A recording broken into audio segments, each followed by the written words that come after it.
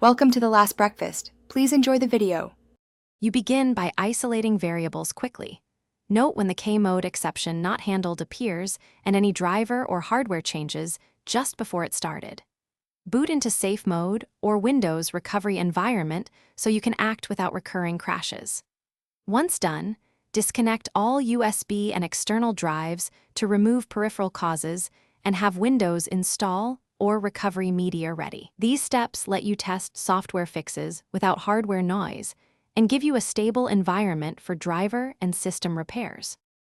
Next, you focus on drivers and memory because Kmode exceptions are usually driver or RAM related.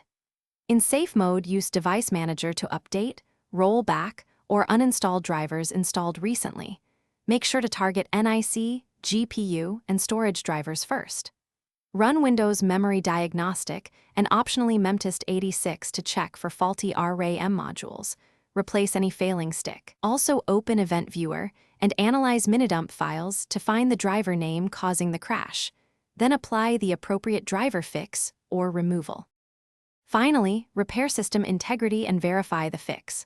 Run sfc/scano and dism restore health to repair corrupted system files. Then reinstall the stable drivers you identified or perform a system restore to a point before the problem. Once changes are made, reboot into normal mode and stress test the system briefly. If the error persists, test each RAM stick individually and update BIOS or chipset drivers. This isolates hardware. Tip: if crashes continue, collect a fresh memory and dump log and retry diagnosis with clean. Thanks for watching. If this was helpful, leave a like and consider subscribing. See you next time.